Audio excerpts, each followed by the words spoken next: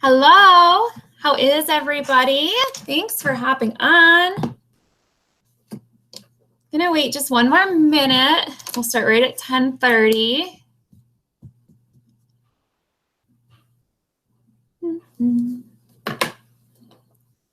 Sorry I don't have my webcam up, guys. It's acting super funny. I don't know what's going on with it, but anyways.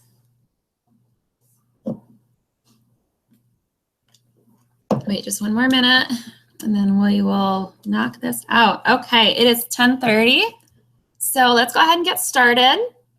Thank you, everyone who is on live.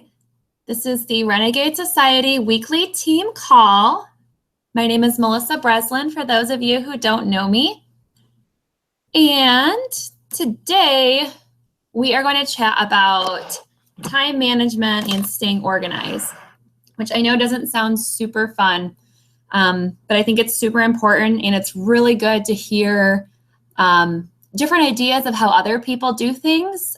We all have different strengths and weaknesses, and what works for one coach might not work for another. So I think it's just kind of a really important thing that we hear a lot of different ideas about how to do things so we can figure out what works for us. So I'm going to share my screen. I know during the What is Coaching call last week, we had a problem with the slides coming up. We could see them, but no one else could. So if that's the case, someone please shoot me a text or message. That way I can make sure that everyone can see the slides and it's not just me talking. So, okay. The slides should be up. I'm going to wait just a second to see if I get a message saying that no one can see them, and then we will get started. So I'm not seeing anyone that's saying that they cannot see the slides, so let's just roll with this. Okay. Like I said, we're going to chat about time management, staying organized. I was asked to speak on this topic. I don't know if I'm the most organized person, but I guess other people view me as being organized. So anyway, I will share my tips. So, okay, what holds us back typically? I just came up with a few things off the top of my head. I don't know why there's a line in between schedules, but I don't have kids, but I know family schedules can be tough, especially when we're trying to accommodate a lot of different activities. A lot of us work other jobs. I personally don't, but I used to. So I get that can be tough. Events, I know it's summertime. A lot of people are doing, 5Ks and all that different kind of stuff that can take up time. Trying to micromanage our teams, not really knowing what to do, or maybe just not focusing on those core activities or worrying too much about the small details. I kind of like this quote. We all have the same 24 hours in the day. Being organized takes discipline, and it takes figuring out what works for you. So hopefully there's a few tips in here that you can kind of take away from and will be helpful. So we'll just get started. Okay. So action step number 1, creating business hours. This is your time during the day when your family and friends know that you are working and not to disturb you. And you have to make a conscious effort to stick to these, but also be flexible. There's going to be days where you're just going to have to be a little bit creative with your time. And it's just going to be really important that you focus on the basics, inviting, following up, sharing your story, reconnecting, networking, and being consistent. Don't spend all of your time listening to trainings or worrying about creating graphics or the perfect posts. That's all busy work that can be accomplished at a later time. But when you are strapped for time, and let's say you have an hour to build this and get this done each day, you've got to just focus on the basics. Okay, action step number 2, working from a list. So I love the High Achievers Playbook. I use that to help myself stay organized. If you guys want the link to that website so you can check that out, I'd be happy to give it to you. And just finding what works for you. This is going to help you get a lot more done in a lot less time. So if you're a pen to paper person, If you don't really care for the High Achievers Playbook, go to Target, buy some cute notebooks and planners that, are going to help you stay on track. If you prefer to have everything online, Google Docs are awesome. That way you're staying on track of, or on top of who you're talking to, who you're inviting, who you're following up. What I do is if I have, let's say, all the people that I'm kind of forming, maybe reconnecting with, creating new conversations with, I'm writing all of those people down 2 days from now under invites. So there's 10 to 15 people right off the bat that I know I'm going to be inviting to. And I don't have to sit and think, who should I invite to? Who did I talk to 2 days ago? We're talking to hundreds of people per week. That's hard to remember. But that way it's just all right there. And keep track of non-Beachbody activities as well. So I just came up with a few examples. Let's say you need to order, I don't know, your kid's cake for their birthday party, or you need to call consumers and set up, online or, paperless billing or whatever, just stuff that you have to do during the week. Plan for that and plan your business hours around your other to-dos, so you're not trying to do so many things at once and it doesn't feel so overwhelming. Okay, so action step number 3, setting your intentions. What is the purpose of what you're trying to accomplish? So if you're focusing on Success Club, your purpose is inviting and following up. Don't worry about catching up on trainings or trying to think of posts at the same time. And keep in mind, guys, when we're talking about these things, I'm not saying that there's nothing else that's important. I'm saying that when you're crunched for time, when you're trying to get everything done in a short amount of time, be intentional about what you're working towards and set a timer. Setting a timer is awesome. I know, like, my mom and sister and I will do this if it's a busy day and, we're doing the power of 3s because that's just what we can get done today. We set a timer for 60 to 90 minutes. And when that timer goes off, it's time to close it. It's time to be present with whatever activity is next, and it's done. So that way you're still getting, you're not, because your timer's set, you're not like, oh, I'm going to, scroll the news feed for 20 minutes because now I only have this many minutes left to get all of my other stuff done. Don't allow yourself to go to sleep without getting those core activities done. And don't make it complicated. Invite, follow up, network, reconnect with people. That's it. Don't worry about the rest of the stuff. There's a few things that I notice when I'm feeling interrupted. And it's, it happens, guys. We're not perfect. But if you're allowing distractions to get in your way, clear them out. Turn off the notifications. Turn your phone on silent or on airplane mode. Message your spouse or your kids or whoever and just say, hey, guys, my phone's going on airplane mode for 1 hour. I've got to be focused on work. Unless it's an emergency, I can't be reached right now. That's okay. Okay, so how should you be spending your time? I listened to a training this morning that Melanie Mitro did, and I really love this quote. We don't create more time to build our businesses. We use the time we have. Isn't that so true? I am so guilty of saying this, of saying I need to create more time. You can't. Everyone has the same 24 hours in a day. And that's even, being optimistic because no one's awake 24 hours a day. You have to just be intentional with the time that you have. So ask yourself, am I doing the most with my time that I'm using to build my business?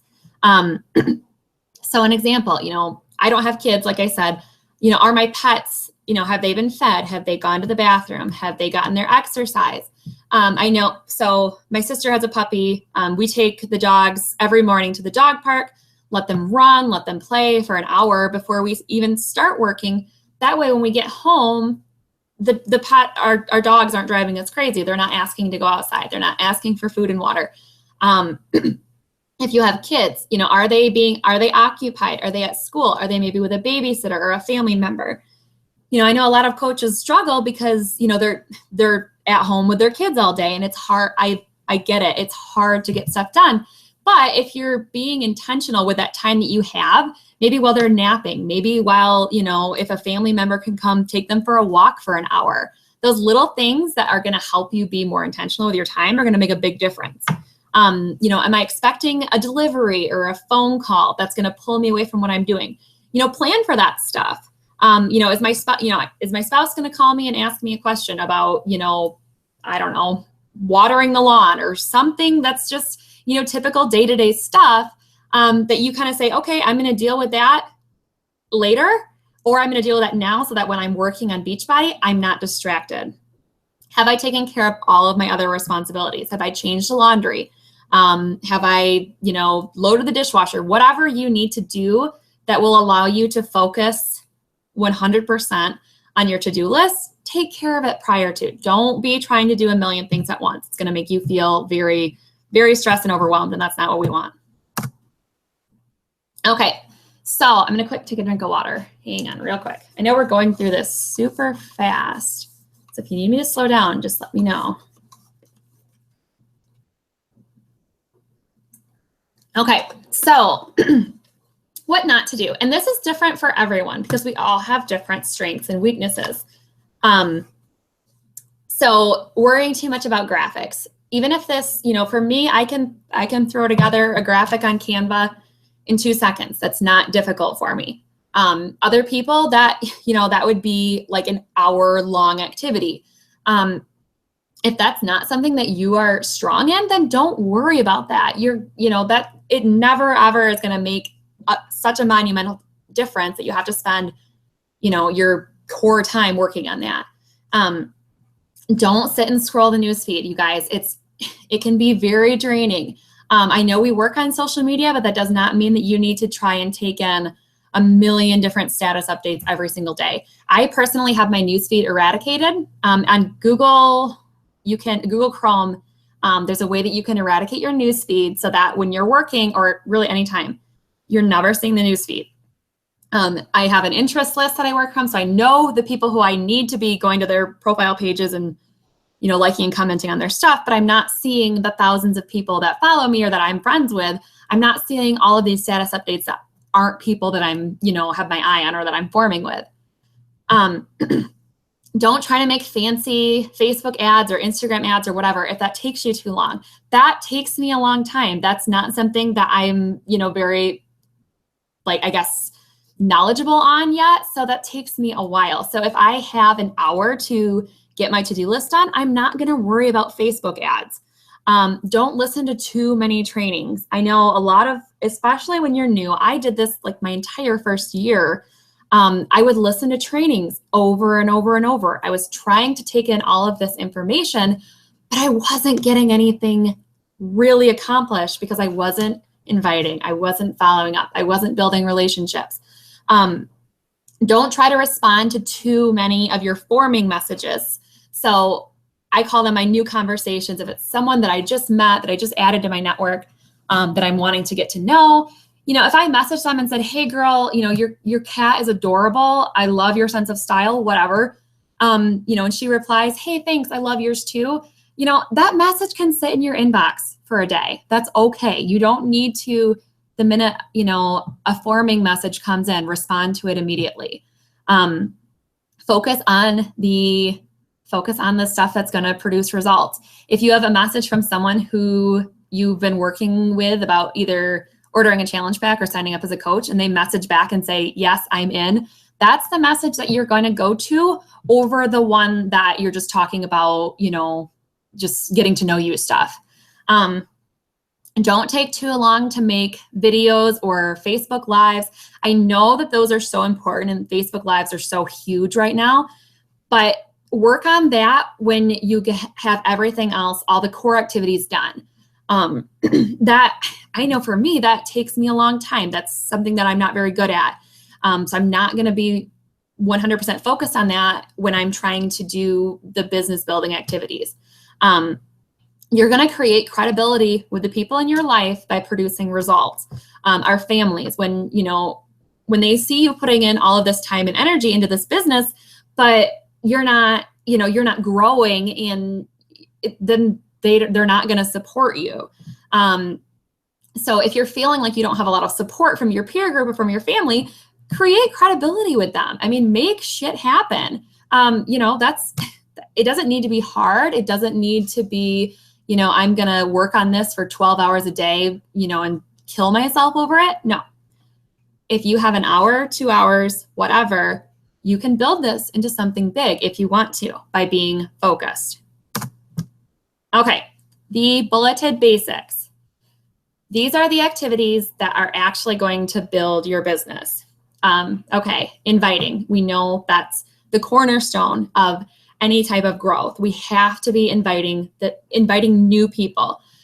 Following up. Don't follow up with the same people who have told you no for 2 years and, who are still telling you no. Don't, move on. That's okay. They know that you are there. They will come to you when the time is right for them. I know that even like my first, even after my first year as a coach, there's people that were super friendly. They were always very supportive, but they were never quite interested in participating in a group or, signing up as a coach. But I would go to them because that felt comfortable, because I knew that they would be nice. I knew that they would, just give me a polite no. You've got to move on. You've got to invite new people, follow up with new people. Of course, we're going to, you follow up a few times with those new people that you're inviting, because, not right now is never a no. But you don't want to be hounding the same people month after month, I don't want to say year after year, because that just shouldn't happen to begin with. But you get what I'm saying. Add new contacts, add good contacts, know your market, know who you want to be connecting with. Don't just add a bunch of people, with mutual friends in common who, you probably won't vibe with, and just kind of be like, well, I added to my network today. I'm a 20-something, newly out of college, whatever. And I added a bunch of my mom's friends who probably connect way more with her than with me. That doesn't count. To me, that doesn't count, because you're not connecting with people who are in your target market, who could potentially be, a good prospect. And then reconnecting. You always want to be, reconnecting with people. Rebuilding that relationship. I love going to the birthday section on Facebook and just writing a happy birthday message to whoever has a birthday that day. It's a great way to reconnect. It's even a great entryway to a follow-up, because you're showing interest in them besides just, hey girl, I have this group coming up. I'd love you to join me. You're not mentioning that. You're just saying, hey girl, have a wonderful day. Hope you're treating yourself. What are your plans? And then that way they feel appreciated, and you're taking interest in them. And just ask yourself, am I doing these things consistently?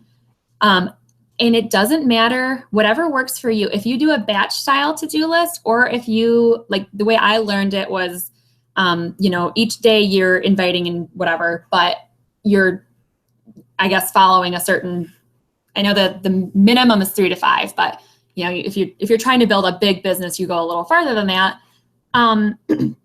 But are you being consistent with that? Whether you're doing, whatever style of to-do list you're doing, is it consistent? And make sure that these activities align with your goals. You guys, it is okay if you are a coach who doesn't really want to build this into something, a 6 or 7 figure business in a few years. That's fine. If you do, don't just do the bare minimum. Don't just invite 3 people per day or however many per week. Rise above that. Do more, and then you're gonna get more in return. Okay, creating a monthly plan. This is a big thing, and something that we're still working on tweaking. I think we're getting better at it. But knowing when your challenge groups will start, when your sneak peeks will be, and when your new coach trainings will be. Side note on this, however, especially if you're a newer coach, just because this challenge group is, we're halfway through June, it's okay to be adding people to the current group. You don't need to wait until July or August or whatever. And especially too, let's say the challenge group starts on the 12th and you haven't had anyone order yet. That doesn't mean that, oh, sorry, I'll try again next month. The challenge group already started. No, you are inviting and you are coming up with new deadline dates for your prospects to order by, and you're being productive and you're being flexible. It doesn't have to be so concrete that, the group starts on the 12th, they didn't order till the 13th, they're out of luck until the next month. No, just be resourceful. Don't deflect to your comfort zone. Don't just host a bunch of free groups or wait for your upline. If there isn't a What is Coaching call scheduled for that week, it's okay to send them the most recent recording. They're not going to know. They're not going to care. And, this is kind of repeating itself, but be intentional with your schedule and scheduling your team calls. And I know that we had to figure out what schedule worked best for everyone, especially with summer. Kids are home. I think the plan we have now is going well. We have the weekly team calls, the monthly What is Coaching and live power hours. That seems to be vibing well with our team. Come fall, maybe we kind of tweak it. That's totally okay. And share the workload. That's why we have different speakers every week for our team calls. And we're speaking on stuff that's a strong point of ours.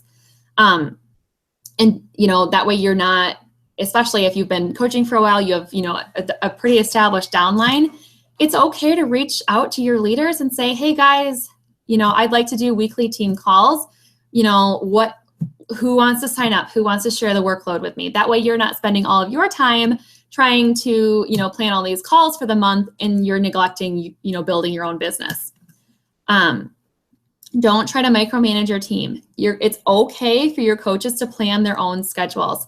Don't try to accommodate everyone. We do a monthly calendar and everyone is always welcome to follow along with that, but you're also so welcome to, do your own thing. If you have, a group of people or, a few coaches that you're really vibing with and working well with, and you guys want to host a What is Coaching call that's different from the one that we do every month, that's amazing. Do that. That's okay. You don't need to feel, like you can't, or anyone will be disappointed in you. Never. Just run with it, girl. And just always remembering team time and business building time should be separate. So team time is basically when you're working with your coaches, maybe you're checking in with customers, you're kind of checking into your groups, just kind of being there for your team and your customers. And then business building time is when you're focusing on inviting and following up and networking. Keep those two separate. It's really easy to try and multitask and do them at the same time. I promise you will have a much less stressful day if you just keep them separate. And it's up to you how you want to do that. If you want to do, I feel like I'm most productive in the morning, so I do my business building in the morning, and then in the afternoon, then I'm kind of, more, I'm working with my coaches, I'm answering questions, I'm helping them, seeing where they're at, helping them if they're stuck on Success Club or whatever. I'm checking with my customers, that sort of thing. Okay, last but not least, remember, you guys, that this takes practice, and you're not going to be perfect at it right away. You might try, a schedule that doesn't necessarily work with you, and then you just kind of, you fix it and you work on what does. Your agenda is going to change over time. Your life's going to change over time. And you might need to try things a few different ways, and it's totally fine if what works for me doesn't work for you. That's, that's so okay. That's why we have a ton of different speakers. We have a ton of different ideas of how to do things, so that you can kind of decide, hey, yeah, I really like the way that Melissa does this, but I really like, it speaks to me more, the way Alex does whatever. That way you're kind of taking bits and pieces of, ideas from everyone, and you're forming a plan that works for you. Understand your strengths and your weaknesses. I know for me, so graphics are a piece of cake for me. Networking is pretty easy, new conversations, but something that I struggle with is wording for invites and follow-ups.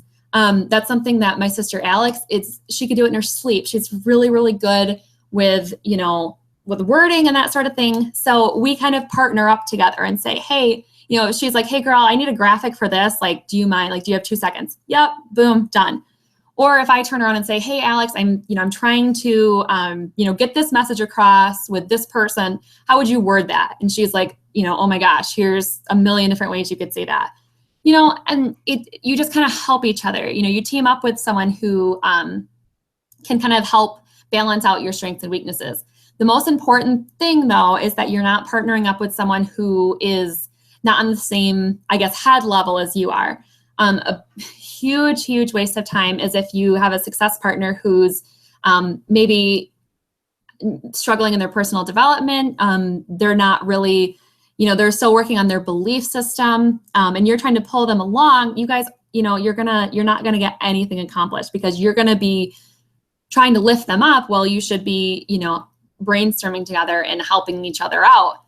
So make sure that the person or the people that you're kind of, success partners with are people who are going to help you grow versus, hold you back. And of course, last but not least, just never, ever, ever quit.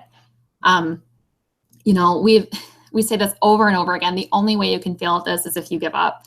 You've just got to, no matter how long you've been doing this, it's about just, throwing spaghetti at the wall and figuring out what sticks. And that's more than okay. It's okay to try different things. It's okay if something doesn't work.